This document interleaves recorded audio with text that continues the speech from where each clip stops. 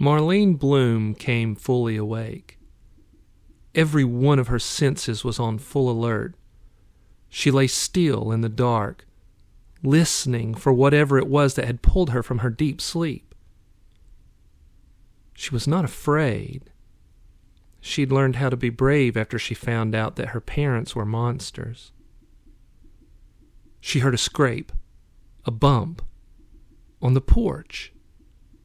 She grabbed her gun, a Glock 40 which was on her nightstand. She slipped out of bed and made her way through the dark house to the living room. She peeked through a frosted glass sidelight onto the porch. The light was off, the porch shrouded in deep shadows, but she could see a black shape moving about. There was a flare of light, as if someone had struck a match. Then, suddenly, the angry hiss of a cat. It came from somewhere in the yard. The black shape jerked in response, gave a low growl, and then loped off into the night. She kept the light off, with the intent to use the darkness to her advantage. She pulled the door open and looked onto the porch. Her blood ran cold. Her hands began to shake. In the center of the porch sat a man's head. Its skin was slack, gray. Its mouth was open. Its eyes were missing. In fact, even the brain had been carved out, leaving the skull hollow. A lighted candle had been placed inside, creating a grotesque human jack-o'-lantern. Dread coiled around Marlene like a snake. The gargoyle had returned. But how?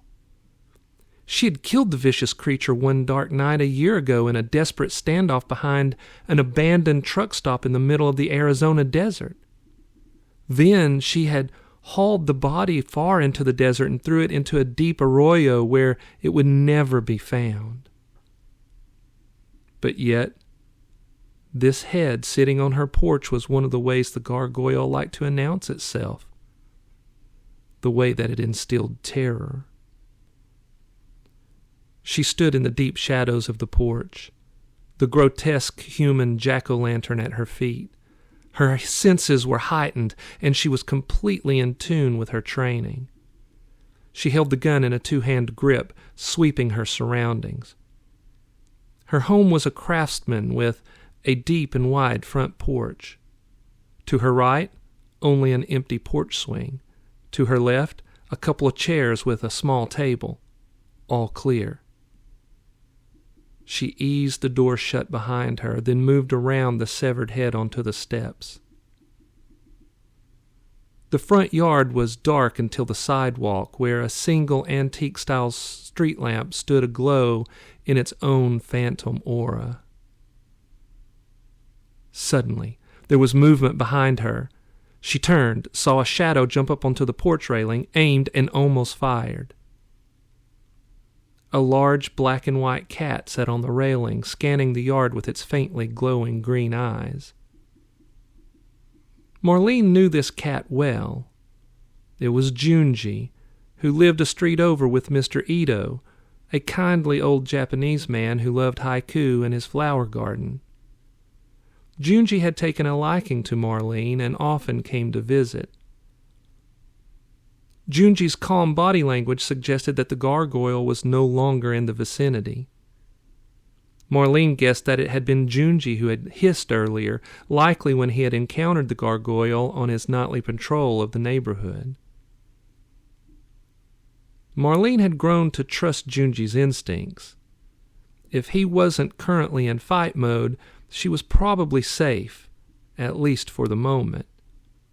She stepped back onto the porch and looked down at the severed head. "You're pretty lucky, Junji," she said. "The monster that did this doesn't scare easily." Junji gave a derisive meow, as if to say that the monster had chosen well to run away. The very day that Marlene had moved into her home last October, Junji had come to visit. She had been sitting on the porch in one of the chairs reading an old Jim Butcher novel, enjoying the golden rays of the autumn sun, and decided she needed another shot of coffee. She marked her place, closed the book, and set it on the table and stepped inside. When she had returned with her steaming mug, Junji sat on the table, book open, and seemed to be reading exactly where she'd left off. He had then glanced over his shoulder at her and gave an appreciative purr, as if he agreed with her choice of literature. She had come to believe that not only could Junji read, but that he also had a human-like sentience. In addition to reading, she had caught him pondering the various pieces of art and photographs in her house. There was even the time back in the spring where she had dropped a container of sugar on the porch while bringing in groceries. The container had popped open, causing a small mess. When she had returned to the porch with a broom and dustpan, she saw that someone had drawn a smiley face in the spilled sugar. No one was around, except Junji, who sat beside the sugar with a coy look on his cat face as if to say, "What? You don't think I did that, do you?" But she did think that he had. Marlene had a flexible mind and accepted that Junji was special and had the ability to communicate on an intelligent level, and therefore spoke to him as such. Junji gave her another meow. This one was obviously a question, which seemed to ask, "What the hell was that thing?" "It's a freak of nature," she replied. "I call it a gargoyle, and I'll explain later." Junji gave her a "come on now, out with it" squint of his eyes. "Okay," she said. "My parents are scientists of the mad variety." When Marlene spoke of her parents, her eyes darkened, her countenance pinched in disgust. Geneticists, actually, and they spliced human DNA with the DNA from multiple animals, and what they ended up with was the gargoyle. Junji looked down at the head. He gave a disgusted mewl. A few years ago, it escaped their lab and came to her home. It killed my little brother. His name was Preston. Marlene paused for a moment at that terrible memory, pushing the pain of that loss down deep. "I changed my name and went on the run when I realized that my parents would never be brought to justice. The gargoyle, it followed me, always finding me, trying to terrorize me, trying to kill me. A year ago, we had a showdown, and I thought I killed it, Junji, but obviously it crawled out of that pit that I threw it in." Junji nodded his understanding. He sat tall and bold and began scanning the dark night. Marlene stepped back inside and grabbed her phone. She made 2 calls, one to Sheriff Mosley, the other to her business partner, the paranormal detective named Tiberius Poe. Until last year, she didn't even know Tiberius existed. But after her showdown with the gargoyle in Arizona, she'd met a gnarled old gypsy woman with a cracked crystal ball who told her to come to Nevermore Hollows and protect him. So, she had made her way to town, walked into Tiberius's office, and told him that she was going to be his secretary. Tiberius tried to explain that he could not afford a secretary, so she had initially worked for free. But a while back, Tiberius solved a case that made him very wealthy, and he had made her his business partner. He was currently not in Nevermore, as he had taken a case involving a dogman in the mountains of Tennessee, leaving her to handle any local business. The cell service in the mountains was spotty at best, and she had to leave him a voicemail. She then considered her next course of action. The gargoyle was smart.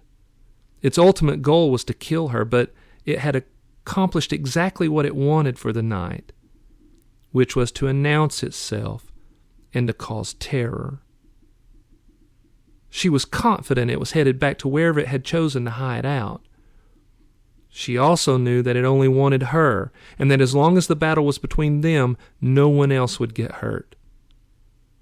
That left her only one course of action. She glanced at the cat. I need to find it, Junji, and I need to make sure I kill it for good this time. Junji gave an angry flick of the tail and a rumble. He was going with her. She could count on him.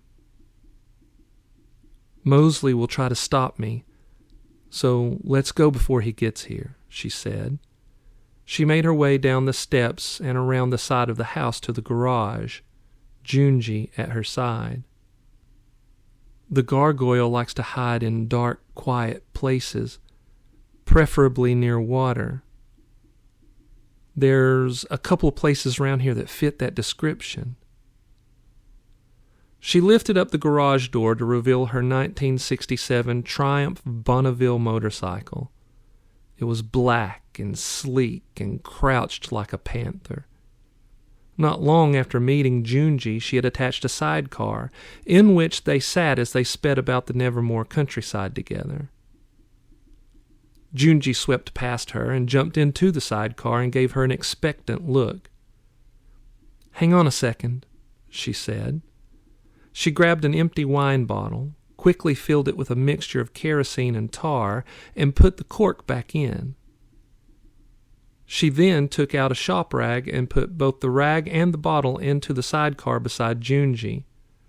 Then she slipped into her leather jacket, pulled on her helmet, and positioned the goggles over her eyes. The Triumph rumbled awake, and she pulled out of the garage onto the street. Though she was certain that the gargoyle had left the area, she drove slowly, keeping a sharp eye out just in case. But considering it was dark and the neighborhood was older with lots of trees and hedges, she wasn't expecting to really see the gargoyle, even if it was hiding close. Either way, it was after her and would not stop until there was a confrontation. If it was still close, it would follow her and attack her when it felt it had the best opportunity to be victorious. While there were many places in Nevermore Hollows where a monster could hide, only two seemed most likely to accommodate the gargoyle. One was Lugosi Swamp, out near Beck's farm. The other was out by the river near the Pink Flamingos trailer park. She decided to try the river first, but after 30 minutes of searching, she realized that the swamp was a better possibility. The Triumph rumbled along the dark countryside. The night seemed to close in, and the bike's single headlamp spotlighted cows and sheep, and occasionally something less definable lurking in the fields. Marlene glanced over at Junji, who sat at attention, peering into the night, looking for the gargoyle. After a while, they turned off the county road onto an old logging trail that would take them to the edge of Lugosi Swamp. The branches of the trees on each side of the lane reached out over them, creating a tight tunnel that threatened to cause claustrophobia. The lane was mostly gravel and hard earth, causing her to drive slowly. The 2 miles seemed like 4, but eventually they found themselves next to a dilapidated shack sitting on the water's edge. It faced the swamp, giving them limited visibility of the rickety porch. The ghostly skull of the moon leered down on them. She shut off the engine, and they were surrounded by polyrhythmic swamp song. Frogs croaked, crickets fiddled, owls hooted, and a loon cried its lunatic melody. The swamp was filled with twisted trees that dripped Spanish moss. They sat quietly, listening to the swampy ballad for any sign of the gargoyle. There was none. "If it's here, it'll be in that shack," Marlene whispered. She got off the motorcycle and unholstered her pistol, which had a small flashlight attached under the barrel. From the sidecar, she grabbed the wine bottle, removed the cork, and shoved the rag into the neck, creating a Molotov cocktail. She carefully put the bottle in her left jacket pocket, neck up, then slowly made her way toward the shack, her pistol at the ready. Junji jumped out of the sidecar and crept beside her, looking to the left and to the right, ready to alert her of any attack. They snuck slowly, taking their time, listening as they walked. Junji gave a low growl. Marlene looked down at him and noticed his fur was up, his ears back, his eyes squinted. She felt it too. The hairs on the back of her neck also stood on end. The gargoyle was here. Marlene stepped around the side of the shack and stood in front of the porch. Sitting on the warped bottom step was another severed head. This time, that of a woman. Her eyes were also missing, and her brain had been removed. It also had a candle placed inside the open mouth, which made the sockets glow a sickly yellow. "Damn," Marlene whispered. "It knew we would come here." She heard a demonic growl above them. She looked up, shining the light toward the roof. Crouched on the apex was the gargoyle, sneering down at them. Even though Marlene had seen the monster up close before, she still felt horror claw at her mind at the sight of it. How could her parents have created such a monster? It was approximately 4 feet tall.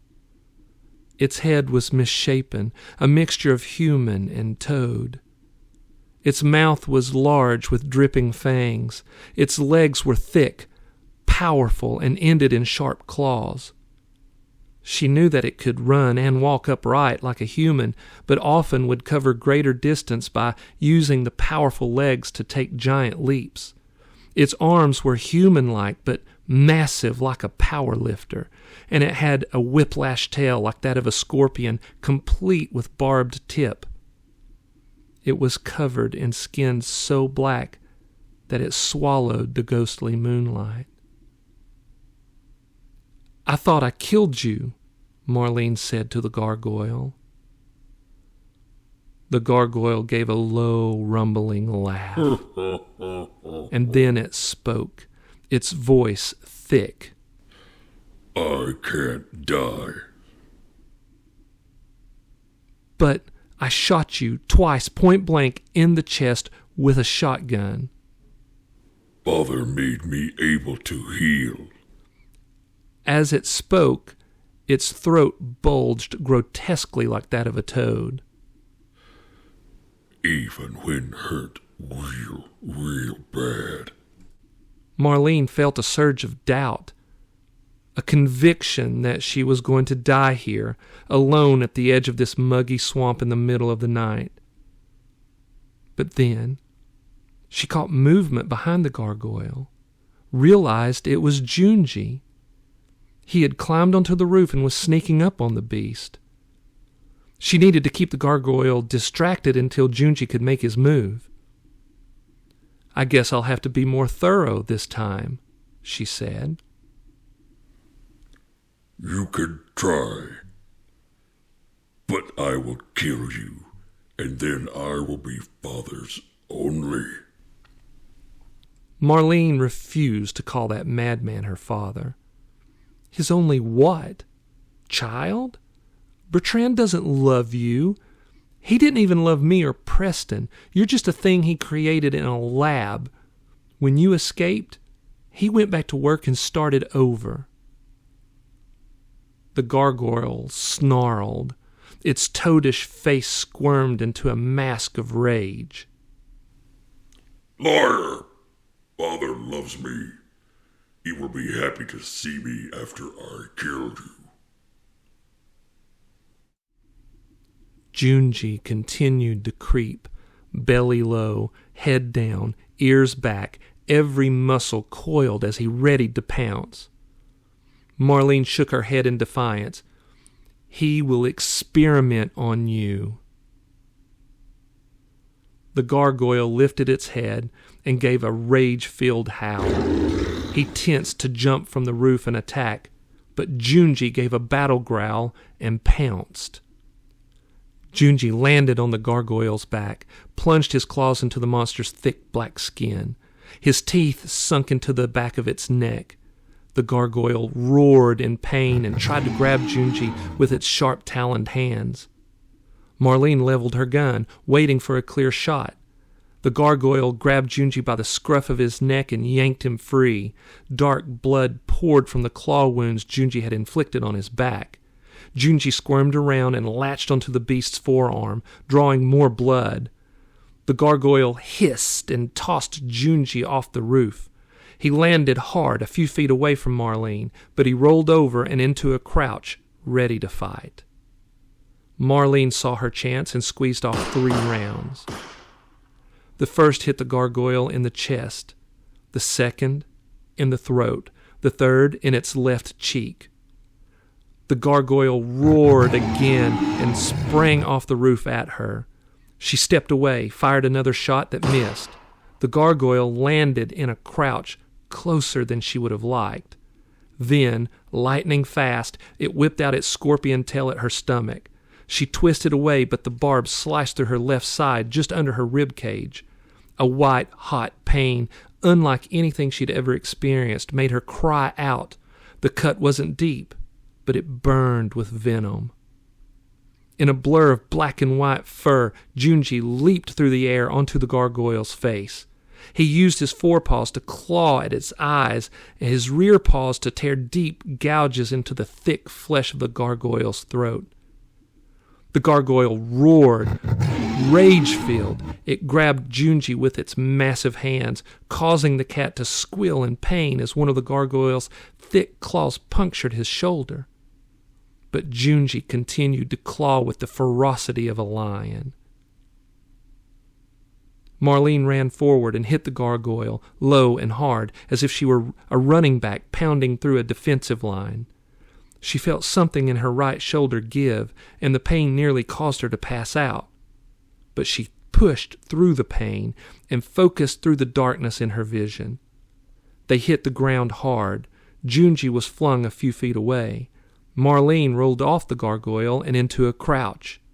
She lifted the gun, having to shoot with her left hand instead of her dominant right hand. She squeezed off 2 rounds. One tore the gargoyle's ear off in a spray of black blood. The other punctured its neck. The Molotov cocktail had fallen out of her jacket pocket. She crawled over and grabbed it, thankful that it hadn't broken or that the kerosene hadn't spilled out. Then she snatched Junji, who lay on his side, bleeding. She stuffed him inside her jacket as she ran up the rickety stairs and into the shack. She pushed the decaying door closed, knowing it would only buy her a few seconds. But that's all she needed. She ran to the back of the small room and stood in the dark with her back against the wall next to a window which had lost its glass ages ago. The gargoyle roared with satanic rage and smashed through the dead wood of the door. It stood silhouetted in the doorway by the moonlight. Bullets hurt, but not kill. Even in the ghostly light, Marlene saw its throat bulge toad-like as it spoke. Marlene needed it to be in the center of the room. "Please, I'm done," she said, hoping that she could trick the monster into believing she was now helpless. "I'm out of bullets, and I don't want to fight. I don't want to die. Please, don't kill me." The gargoyle's face split into a grotesque smile, seeing its chance to finish her off. Then it rushed at her. Marlene had snatched a lighter from her pocket. She flicked the flame into existence and touched it to the kerosene-splashed rag that hung out of the wine bottle. The room lit up in an orange glow when the rag burst into flames, and she threw it with all her might at the gargoyle. It hit the beast, splashing fire across its chest. Then the bottle shattered at its feet.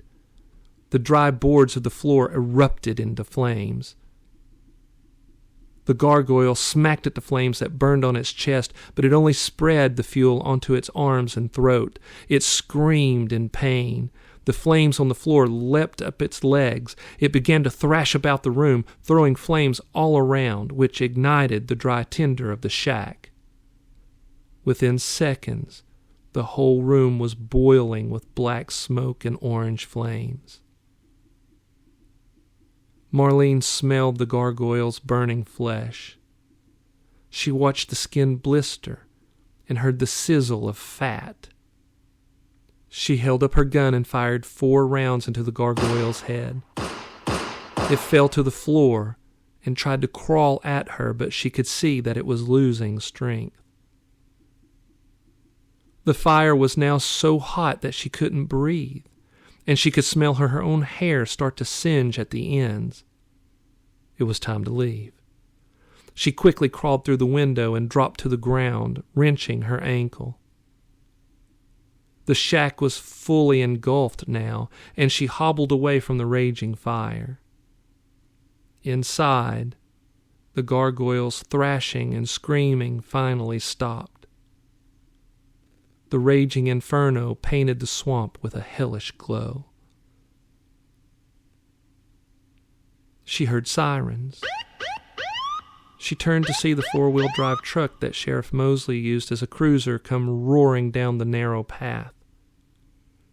The red and blue lights pulsed out of sync with the flickering glow of the flames, making her woozy.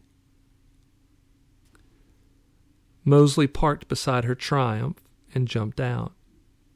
He wore jeans, combat boots, and a Stetson, and he exuded the calm and confidence of a man who has survived the madness of war. Marlene was not surprised to see that Alyssa Hart, the coroner and medical examiner, had come with him. She and the sheriff were close, and she often rode along with him while on patrol. They made their way over to Marlene, and they stood in silence, watching the shack as it was consumed with raging flames. After a moment, Mosley turned to Marlene. Out with it. What's going on? Marlene shared her current life with a small group of friends, which consisted of Tiberius and the 2 standing with her now. But she had kept her past life completely secret. She gave them a short synopsis. My dad is basically a mad scientist. He created a monster, and I thought I killed it last year in Arizona, but I guess not. Mosley tipped back his Stetson, a curious look on his face. There's a lot to unpack here. Marlene shrugged. I guess so. Junji squirmed and gave a pain-filled meow from inside her jacket. Marlene unzipped and gingerly handed him over to Alyssa, who quickly assessed his wounds. I don't think he has any broken bones, Alyssa said. And this puncture in his shoulder is superficial. Alyssa always carried a physician's bag with her when riding along with Mosley. She had brought it with her when she got out of his truck. She carefully laid Junji on the ground, opened her bag, and removed a couple syringes and some gauze. She took a look at Marlene's wounds. I'll give you both something for the pain and an antibiotic. We can get a better assessment when we're through here. Now, tell us about this monster. I've always called it a gargoyle, Marlene said. That's what it looked like to me. My parents created it in a lab by splicing various animal DNA with human DNA. It must have regenerative abilities because I was sure I'd killed it last year with 2 rounds from a 12 gauge. I've always heard that fire is the great destroyer, so that's what I used this time. Mosley had called the fire chief, asking him to send out a rig with a couple of firefighters that he could trust to keep things quiet. The shack caved in on itself while they waited, and after the firefighters arrived, they hosed down what was left and found the gargoyle. It was mostly just a charred skeleton. I see very little human elements, Alyssa said. They helped her slip the burnt corpse into a body bag and load it into the back of Mosley's truck. We'll take it back and throw what's left into the crematory at the lab, and we'll make sure it never comes back to life. How did you know I was here? Marlene asked. The pain meds that Alyssa had given her were beginning to take effect, and the pain from her injuries was subsiding. We fully expected you to be at your house after you called us and told us you had an emergency. But all we found was a severed head on your porch. You weren't answering when I called, so I got Judge Leo to sign a warrant to allow me to track your phone. What's the deal with the heads? Alyssa asked. Why did it do that? I've never been completely sure, Marlene replied. But I think it was trying to taunt me, create terror and panic. This gargoyle was evil in every way. They considered this information for a moment. Then Alyssa said, You and Junji ride with Mosley. I'll take your bike and follow you. You know how to ride a motorcycle? Marlene asked.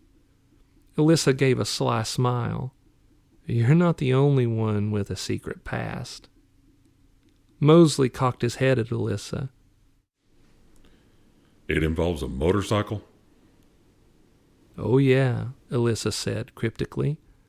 Let's get the body back to my lab, get Marlene and Junji taken care of, and I'll tell you all about it over waffles. Marlene sat in the front passenger seat of Mosley's truck, holding Junji, petting him, making sure he was comfortable as they followed Alyssa back to town. Thank you, Junji. You really saved me back there. Junji shrugged his uninjured shoulder and purred as if to say, it was no big deal. No, really, Marlene said. I owe you big time. To which Junji gave an aw shucks meow. Sheriff Mosley knew that Nevermore Hollows was a place where nothing was as it seemed, and he sensed that this conversation was more than just a quirky young woman cooing at a strange cat. He wasn't quite sure yet what was going on between them, but the energy in the truck resonated with his spirit in a way that brought him a measure of peace.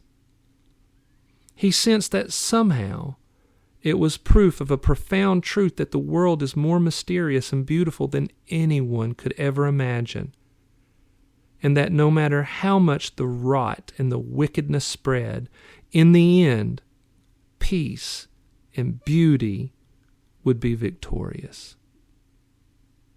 Then, as if the cat could read his mind, Junji glanced over at him with his cat-green eyes and winked.